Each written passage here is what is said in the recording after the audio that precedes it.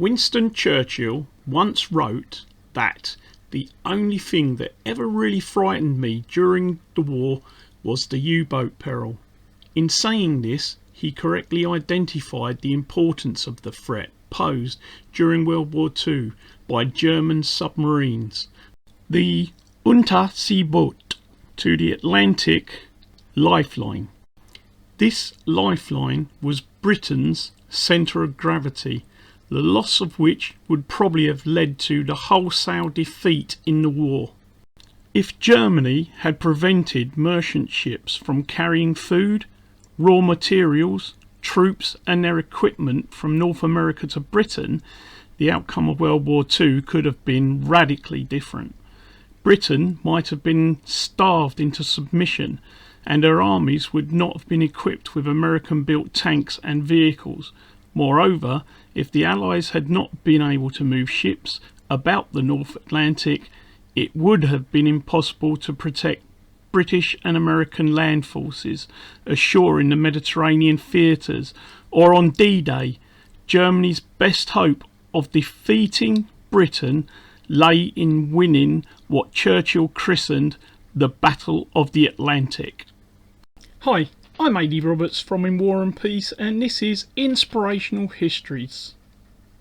Today's inspirational history is called Drowning the Wolf, from modelling friend Scott Withers, a superb diorama of U-625 and the Battle of Atlantic.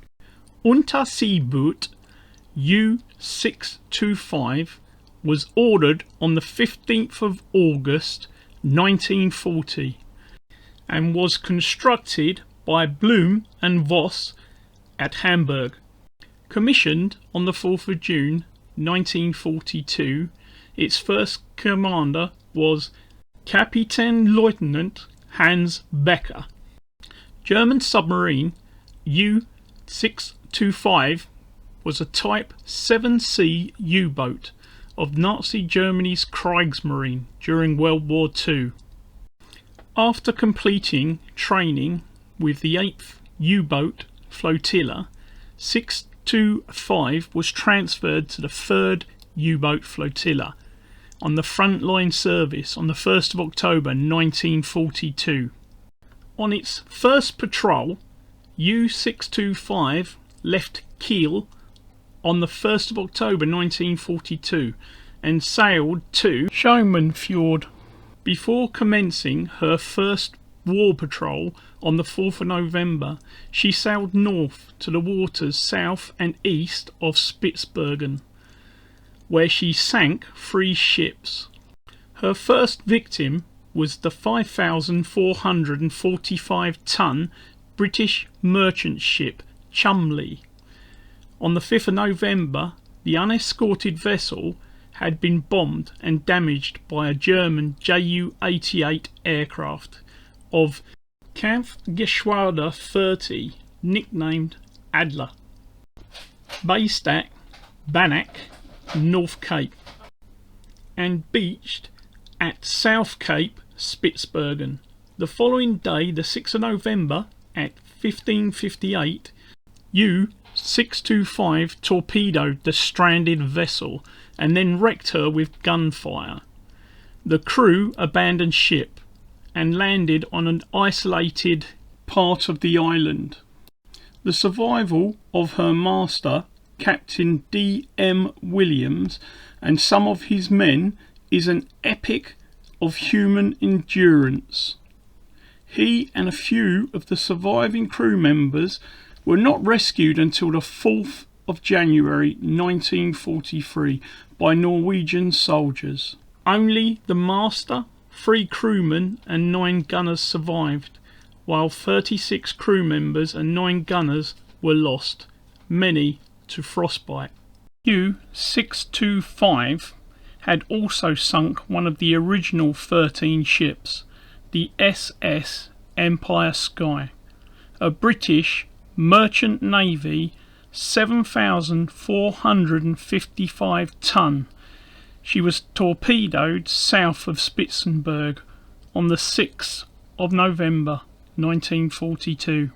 On the 23rd of December 1942, 625 attacked westbound convoy QP-15 south of Spitzenbergen, torpedoing and sinking the SS Gulistan, a 5,851-ton British Merchant Navy ship. 625 put in at Narvik. On the 1st of the 2nd, 1943, U-625 sighted and reported westbound convoy RA-52, southwest of Bear Island.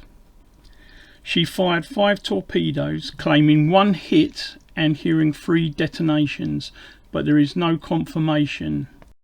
Nature added to the Allies' woes in the man and ship eating North Atlantic. Blast force winds, towering green seas, snow squalls and ice storms claimed nearly 100 ships during the winter of 1942-1943.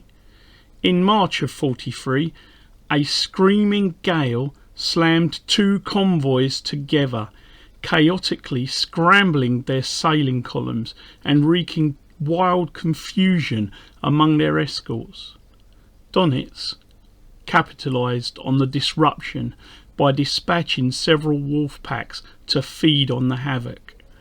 At a cost of just 1 U-boat lost, 22 merchant naval vessels were sunk, out of the 90 that had set sail from New York a few days earlier, along with 1 of the escort vessels. On the 20th of July 1943, 625 laid mines in the Yugorsky Strait. 5 days later, Russian minesweeper TSC 58 T-904 sank after striking one of these mines. U-625 returned to Narvik. On the 13th of August 1943, U-625 laid further mines off the Yugorsky Strait. A Russian steam tug, Soviet, 382-ton, number unknown, but formerly the Skval, sank on the 25th after striking one of these mines. U-625 had already returned to Narvik on the 20th of August 1943. On the 21st of August 1943, 625 left Narvik and arrived at Trondheim. 15th of November 1943, 625 left Trondheim for Atlantic operations. 625 was one of a number of U-boats which took up submerged waiting positions west of the British Isles. In early December, they assembled west of the North Channel as part of the Coronal Group, which searched for westbound ONS 24. But this was unsuccessful because aerial reconnaissance failed to find it. The convoy passed to the north of the group. After several other small changes from groups to positions, further air reconnaissance failures in locating the various convoys led to the 2nd of January 1944. U-625 was sighted by a Liberator of 244 Squadron. A depth charge attack killed the boat's commander, Hans Becker, and a crewman on the bridge. The Wachoffizier, first watch officer, Zurev, took the boat down below the surface of the water and started to make his way back. U-625 put in to Brest on the 6th of January 1944. On the 29th of February 1944, 625 joined the Prussian group, whose boats were disposed singly west of the British Isles.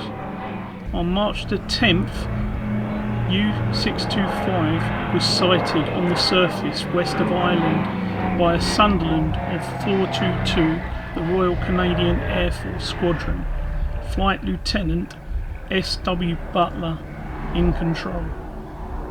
As the aircraft came in, the boat began firing, but her shells fell short. As 625 submerged, the Sunderland dropped 6 depth charges. The boat soon resurfaced, moving slowly in a circle. The aircraft circled for more than an hour, and the crew were seen abandoning the ship, and the boat sank. Although the crew had been in their dinghies, there were no survivors, and 54 crewmen lost their lives. I hope that you've enjoyed this brief history, and I'm now going to pass over to the superb work of Scott Withers and his Drowning the Wolf. Truly stunning diorama.